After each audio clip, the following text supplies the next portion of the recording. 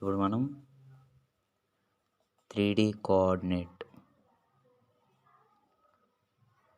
అనే లెసన్లో objective bits చేద్దాం. ఓకే, ఫస్ట్ది ఇప్పుడు వాళ్ళు ఎక్స్ట్రిమిటీస్ ఆఫ్ ఏ డయాగ్నల్ అన్నారు. ఆఫ్ ఏ స్క్వేర్ గీసుకోవాలి మనం. ఓకే, ఈ స్క్వేర్లో మనకి ఎక్స్ట్రిమిటీస్ అంటే ఆపోజిట్ సైడ్స్ అని అర్థం. ABCD. ఓకే, అంటే ఏ అంటే 1, -2, 3 ఎక్స్ట్రిమిటీస్ అన్నారు. ఇది ఎక్స్ట్రిమిటీస్ ఆఫ్ ఏ డయాగ్నల్ అంటే ఇదేగా.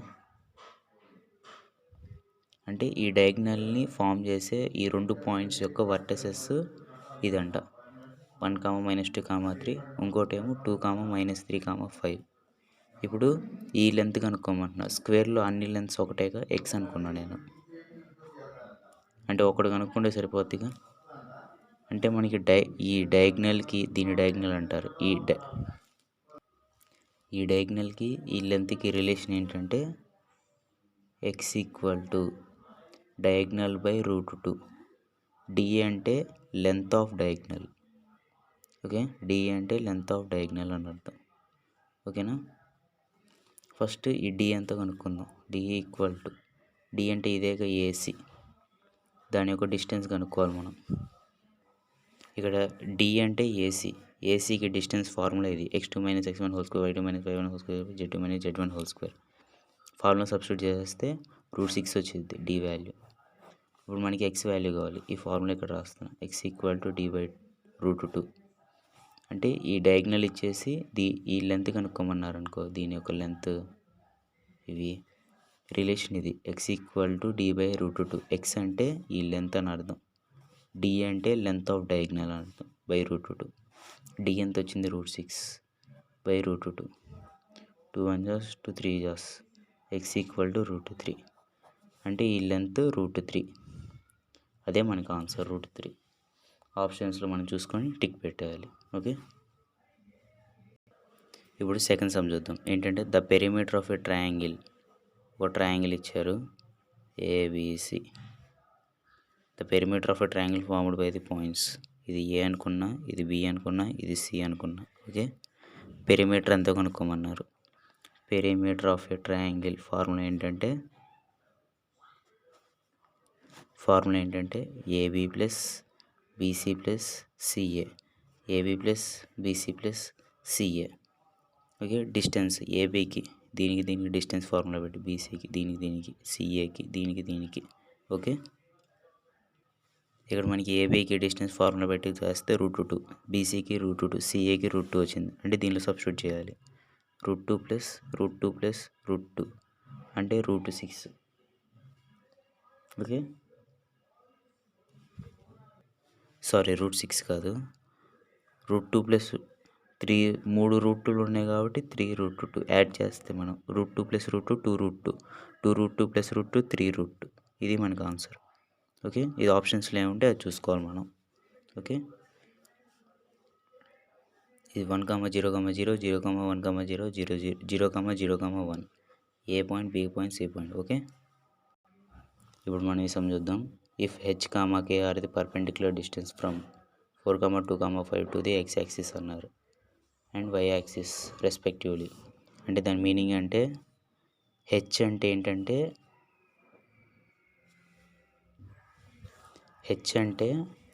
ఇప్పుడు పర్పెండిక్యులర్. ఇప్పుడు ఇది x యాక్సిస్ అనుకుందాం, ఇది y యాక్సిస్. ఓకే, హెచ్ అంటే perpendicular distance. H is the perpendicular distance from 4, 2, 5 to y axis.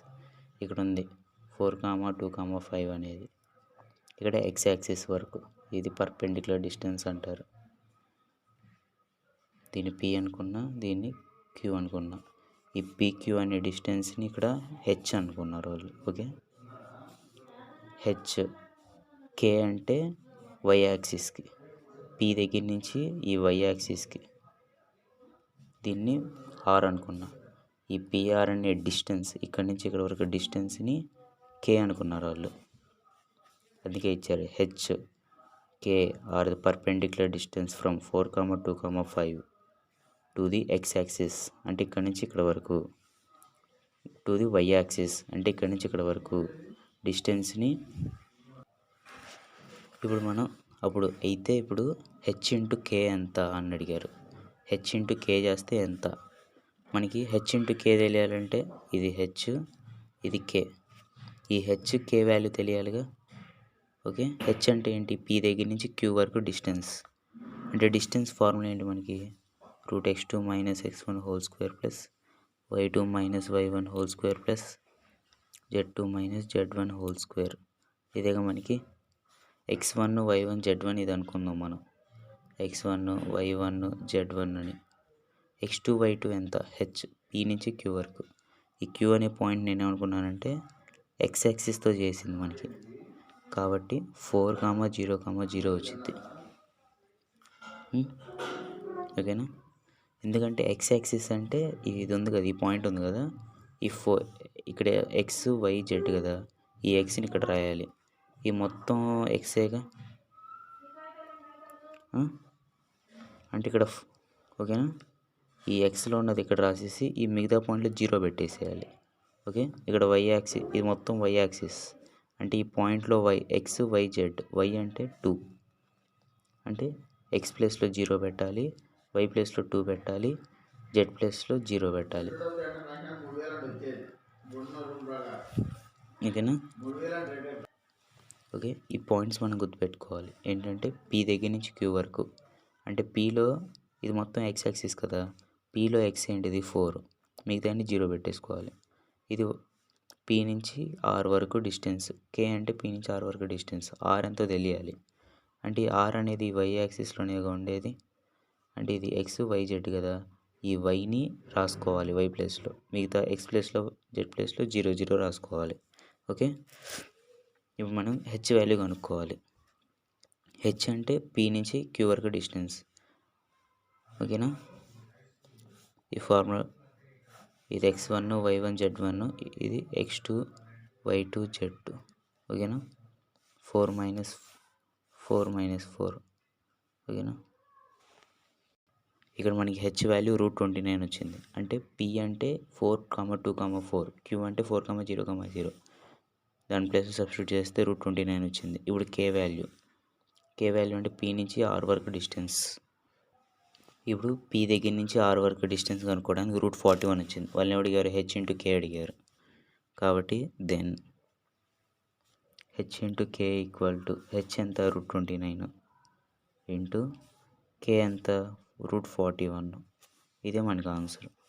ఇది ఆప్షన్స్లో ఉండిద్ది, దాన్ని టిక్ కొట్టేసేయాలి మనం. ఓకే, ఈ పాయింట్స్ మనం గుర్తుపెట్టుకోవాలి. 4, 0, 0, 0, 2, 0, ఈ పాయింట్స్ ఒకటి గుర్తొస్తే మనకి ఈజీగా మొత్తం వచ్చేసిద్ది. ఓకే, ఇప్పుడు చూద్దాం. The distance from P 1, 2, 3 to coordinate యాక్సిసెస్.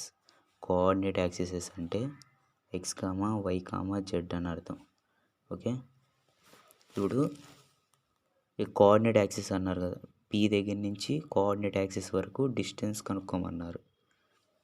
అంటే కోఆర్డినేట్ యాక్సిస్ అంటే ఎక్స్ వై జెడ్ కదా.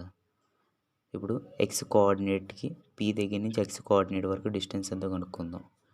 డిస్టెన్స్ ఫార్ములా ఏంటి మనకి, √x2 - x1 whole square plus y2 - y1 whole square plus z2 - z1 whole square.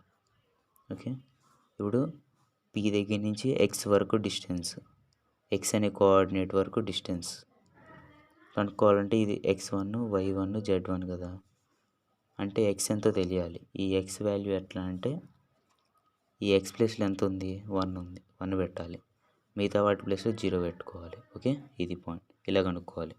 Why అంటే ఇక్కడ వై ప్లేస్లో ఈ పాయింట్లో వై ప్లేస్లో ఎంత ఉంది, 2 ఉంది, ఇక్కడ కూడా వై ప్లేస్లో 2 పెట్టాలి, ఎక్స్ ప్లేస్లో జెడ్ ప్లేస్లో 0 పెట్టుకోవాలి. ఇది వై వాల్యూ. తర్వాత జెడ్ వాల్యూ అంటే ఇప్పుడు జెడ్ ప్లేస్లో ఎంత ఉంది, ఈ పాయింట్లో 3 ఉంది, 3 పెట్టాలి, మిగతా వాటి ప్లేస్లో 0 పెట్టుకోవాలి. ఇందాక సమ్లో కూడా మనం ఇంతే చేసాం. ఈ పాయింట్స్ ఇలా రాబట్టుకోవాలి. ఇప్పుడు పీ దగ్గర నుంచి ఎక్స్ వరకు, పీ దగ్గర నుంచి వై వరకు, పీ దగ్గర నుంచి జెడ్ వరకు డిస్టెన్స్, అంటే P X, P Y, P Z వరకు డిస్టెన్స్.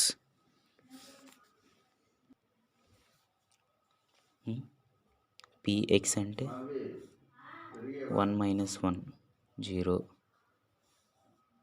0 - 2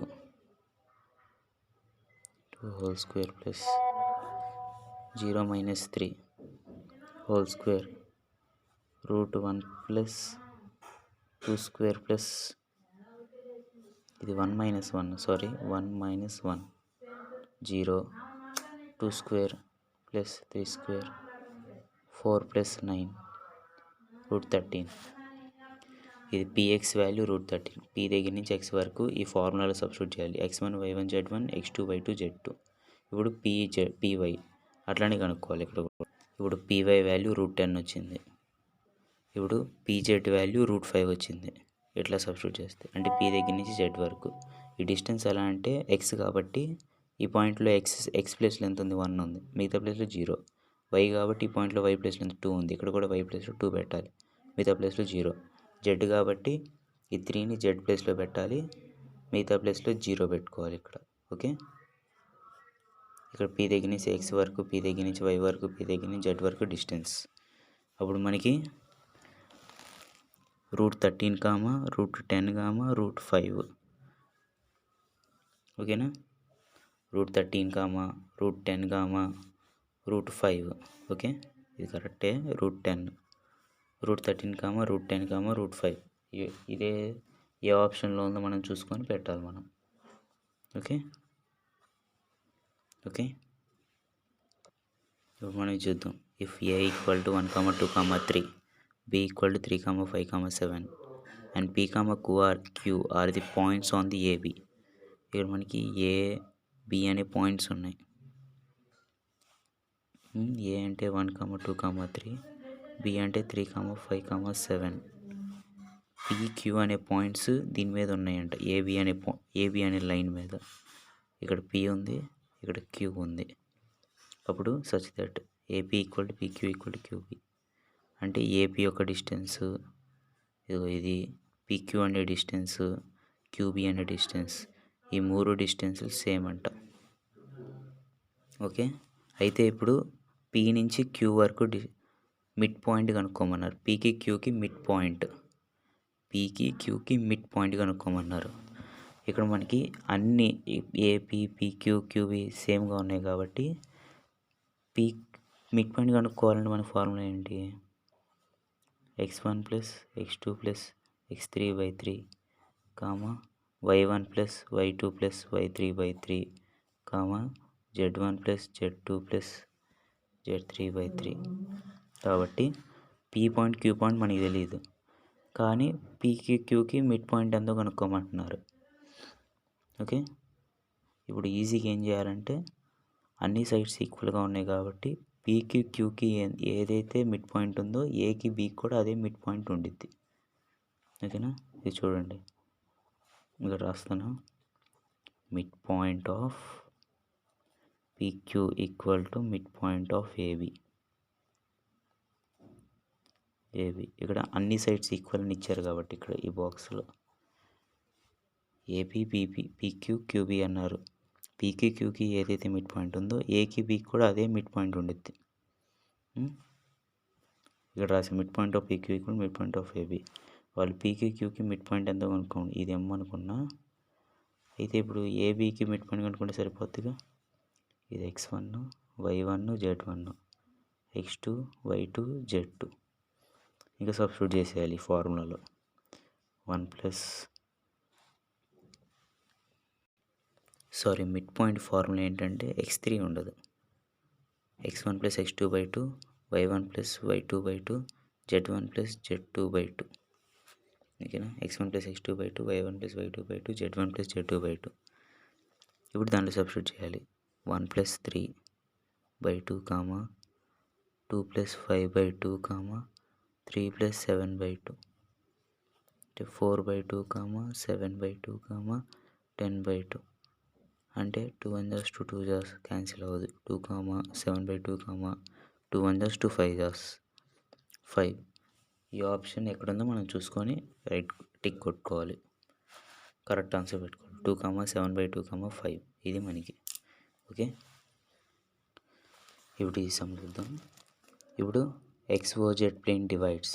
XOZ అంటే ఇదిగో ఇక్కడ X, ఇక్కడ Z, ఇక్కడ O. దీని మీనింగ్ XOZ ప్లేన్ అంటే XOZ అంటే XZ ప్లేన్ అని అర్థం. ఓకే, ఈ XZ ప్లేన్లో 2, ఇది A అనుకుందాం, ఇది B అనుకుందాం. ఏని బిని ఎంత రేషియోతో డివైడ్ చేసిద్ది అన్నారు. ఇక్కడ మనకి XZ ప్లేన్తో డివైడ్ చేస్తే రేషియో కనుక్కోవడానికి ఫార్ములా ఏంటంటే -y1:y2. ఓకే, XZ ప్లేన్లో AB అనేది ఎంత రేషియోతో డివైడ్ అవుతుందంటే -y1:y2. అదే XY అన్నారనుకోండి -z1:z2. అదే YZ అన్నారనుకోండి YZ అంటే -x1:x2. ఇది ఇక్కడ మనకి XZ అంటే XOZ అంటే దీని మీనింగ్ XZ అండ్ ప్లేన్ అని. XZ ఉంది కాబట్టి -y1:y2. ఓకేనా, దాంట్లో ఏది లేకపోతే దాన్ని యూస్ చేయాలి. y1 అంటే 3 -3:, y2 అంటే 7. ఇదిగో x1 y1 z1 x2 y2 z2 -3, 7. ఇదే మనకి ఆన్సర్. ఇదే ఆప్షన్లో ఉంటే అది చూసుకొని మనం పెట్టుకోవాలి. -3:7. ఓకే, ఇప్పుడు మనం ఇది చూద్దాం. ఇది కూడా సేమ్ అదే model. The ratio in which YZ plane divide the line segment joining. ఇది ఏ అనుకున్నా, ఇది బి అనుకున్నా నేను. అంటే YZ ప్లేన్లో ఈ రెండు ఏ రేషియోతో డివైడ్ అవుతుంది అన్నారు. ఇక్కడే చెప్పాం YZ ప్లేన్ అంటే -x1:x అని రేషియో కనుక్కోవాలంటే. Ratio in YZ plane equal to -x1:x2. ఇక్కడ x1 అంటే ఇది -3 కదా, x1 y1 z1 x2 y2 z2. x1 అంటే -3, ఇక్కడ మైనస్ ఉంది కదా, -3. x2 అంటే 2, ఇక్కడ -+3:2. ఇక్కడ x1 అంటేనే -3, x1 ప్లస్లో -3 పెట్టి ఇక్కడ మైనస్ ఉంది కదా, మైనస్ x1 అంటే -3. ఓకే, -+3:2. ఇది ఆప్షన్లో ఎక్కడ ఉంటే అది మనం చూసుకోవాలి. ఓకే, ఇక్కడ మనకి the point dividing the join of 3, -2, a and -2, 3, 11 in the ratio 2:3 అన్నారు. అంటే దాని మీనింగ్ అంటే ఇది A, ఇది B. A అంటే ఇది 3, -2, 1. B అంటే ఇది -2, 3, 11. ఓకే, ఈ రెండింటిని ఒక P అనే పాయింట్ 2:3 అనే రేషియోతో డివైడ్ చేస్తుంది అన్నారు. అప్పుడు ఈ P అనే పాయింట్ ఎంత, x, y, z దీన్ని అనుకుందాం. ఓకే, మనకి డైరెక్ట్ ఫార్ములా ఉంది. P = MB + NaY M + n. M అంటే ఇది, n అంటే ఇది, M:n. ఓకే, M అంటే ఎంత 2, B అంటే ఇది రాసుకుందాం -2, 3, 11. 2, 3, 11 ప్లస్ n అంటే 3 × a రాసుకుందాం. 3, -2, 1 బై m ఎంత 2, n ఎంత 3. ఇప్పుడు 2తో లోపల మల్టిప్లై చేద్దాం. 2 × 2 -4, 2 3 6 -6, 2 11 22 ప్లస్ లోపల మల్టిప్లై చేస్తే 3 9, 2 2 4 -4, 3 1 3 బై 5. ఓకే, ఇప్పుడు ఈ xని yని zని మల్టిప్లై చేద్దాం, యాడ్ చేద్దాం. మధ్యలో ప్లస్ ఉంది కాబట్టి, ఇక్కడ మధ్యలో ఇంటూ ఉంది కాబట్టి ఈ రెండింటిని మల్టిప్లై చేసి దీంతో మల్టిప్లై చేసాం. తర్వాత ఈ రెండింటిని యాడ్ చేయాలి. -4 + 9, 6 - 4, 22 + 3, 22 + 3 బై 5.